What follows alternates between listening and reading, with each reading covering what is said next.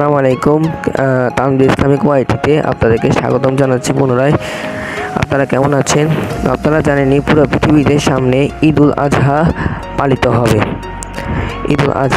হবে এবং এই সময় অনেকেই কুরবান ও অনেকেই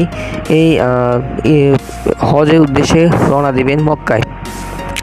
তো মক্কায় হজের উদ্দেশ্যে রওনা দেওয়ার পর অনেকেই সেখানে কুরবানি করবেন এবং অনেকেই বাংলাদেশে হয়তো ভেড়া না হলে ছাগল না হলে গরু দ্বারা কুরবানি করবেন। এবং আপনারা কি জানেন, এই কুরবানির সময়ে আপনারা অনেক ধরনের ভুল করে থাকেন। এই ভুল আজকে ভিডিওতে এই ভুল সম্পর্কে আপনাদের সাথে আলোচনা করব। মুহাম্মদ সাল্লাল্লাহু আলাইহি সাল্লাম বলেছেন, কোরবানি গরু ক্রয় করার সময় আপনাদেরকে একটি বিষয় লক্ষ্য করতে হবে যে কোরবানি গরু হয়তো আপনি কিনেছেন 2 লক্ষ টাকা দিয়ে এবং আপনার কোনো সহপাঠী বা কোনো বন্ধু বা কোনো প্রতিবেশী সেই কোরবানি গরুটিকে 1.5 লক্ষ টাকা দিয়ে কিনেছে। এখন আপনি এই নিয়ে গর্ববোধ করতে পারবেন না যে আপনার কোরবানি গরুর দাম বেশি। যদি এই নিয়ে গর্ববোধ করেন তাহলে আপনার কোরবানি কবুল হবে না। তাছাড়া হযরত মুহাম্মদ সাল্লাল্লাহু আলাইহি ওয়াসাল্লাম অন্য আরেকটি বিষয় সম্পর্কে আপনাদেরকে সতর্ক করে গিয়েছেন।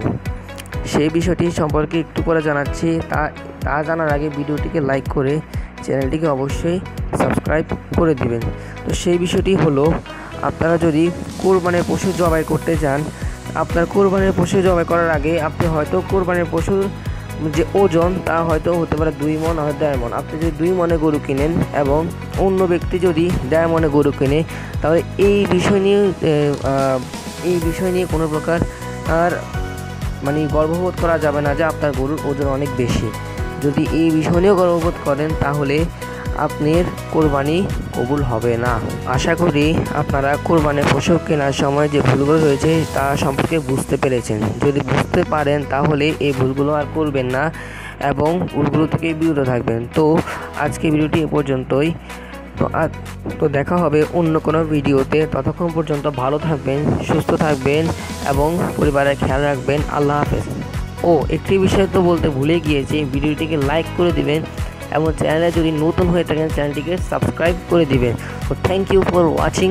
বাই।